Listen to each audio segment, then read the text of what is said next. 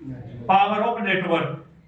एक काम तो है जो खुद को करना पड़े, जैसे हम ऐसे समझते हैं एक आदमी है जूते बेचता है, जूतों की दुकान है उसकी, कितने जोड़ी बेच देता होगा सर? दिन में 10 जोड़ी की दुकान हो तो कितने बेच देता है सर? 100 जोड़ी मान ले पर डे। एक जूतों की दुकान है बाटा वाले की, ये कितने बेच देता है सर? इसके शोरूम है 10,000 ऑल ओवर इंडिया में। अगर एक शोरूम से 100 जूते की जोड़ी बिके तो कितनी बेचेगी सर एक दिन में? 10,000 गुना 100 कर लो, एक मान लेते हैं 1 लाख।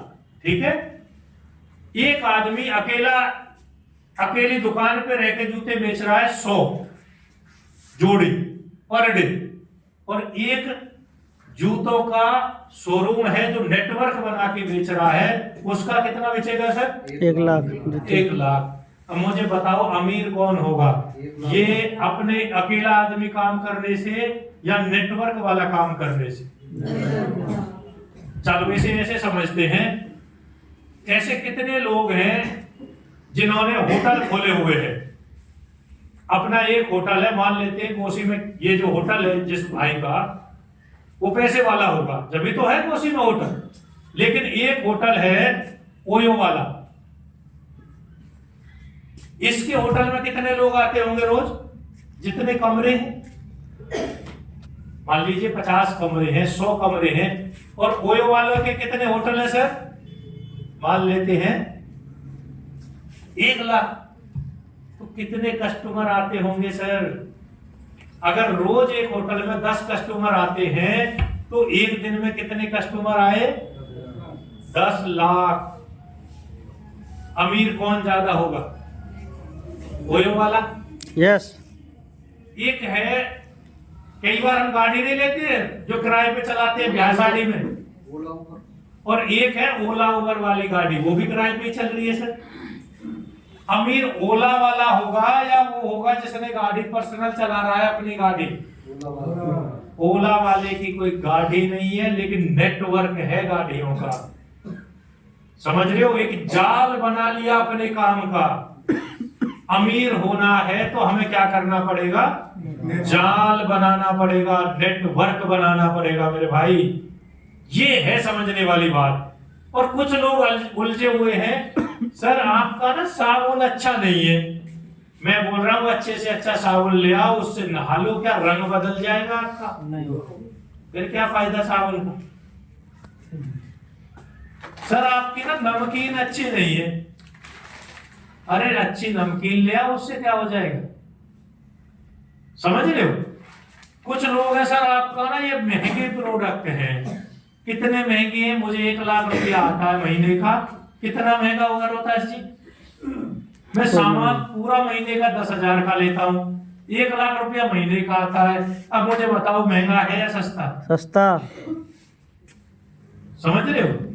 लेकिन मुझे एक बात बताओ, बाहर कोलगेट की कीमत कितनी है सर? 65-70 रुपए 100 ग्राम की। 100 ग्राम की 65-70 या 65।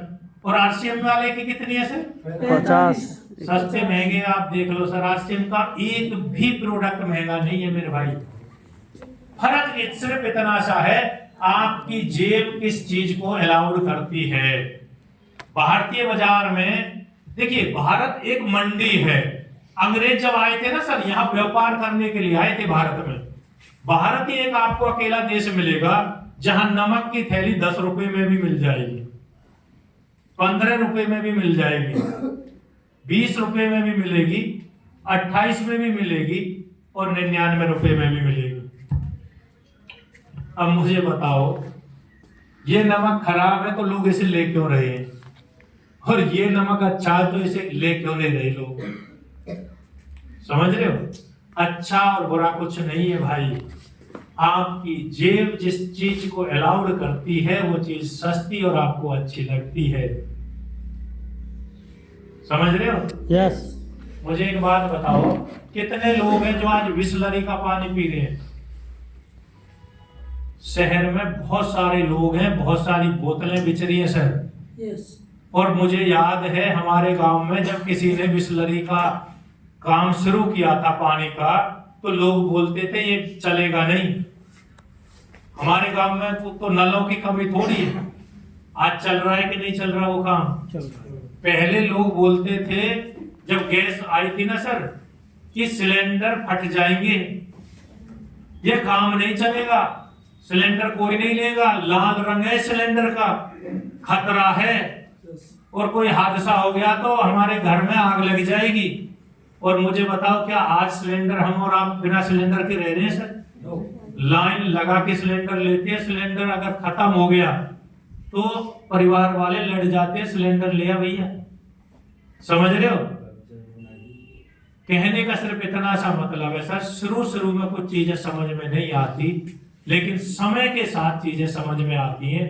लेकिन जो शुरुआत में उन चीजों को एजेंसी ले लेता है, जो शुरुआत में उन चीजों पे काम करना शुरू कर देता है जो लोगों को समझ में नहीं आती, वो कुछ दिन बाद बहुत बेहतर रिजल्ट देती है हमें।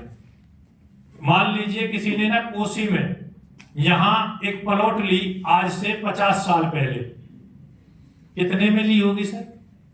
बहुत सस्ती, 50,000 5,000 की सर। और आज अगर उसी प्लॉट की हम कीमत लगाएं तो आज कितनी होगी सर? 4 करोड़। इसका मतलब सिर्फ इतना सा है, उस टाइम अच्छा जगह तो बहुत सारी थी ना उस टाइम, जब उस समय जगह खाली थी, ले कोई भी सकता था, लेकिन ली किसने? जिसे उस चीज में अपॉर्चुनिटी नजर आ रही थी कि आगे चल के कुछ हो सकता है।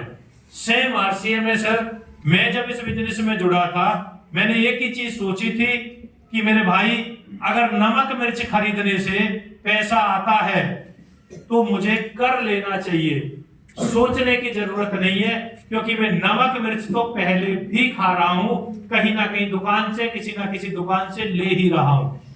सोचने की जरूरत नहीं है, नुकसान होगा तो खरीदना बंद कर देंगे। वो दुकान वाला हमारे ना खरीदने से दुकान बंद करके चला जाएगा क्या?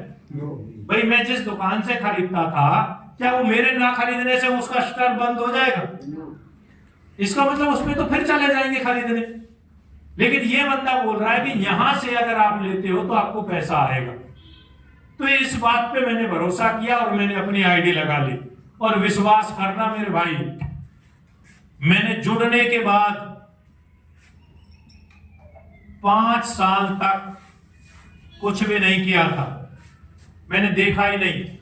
कोई आरसीएम में मैंने आईडी भी लगाई है, 5 साल बाद मैंने काम शुरू किया, सिर्फ आईडी लगा के छोड़ दी।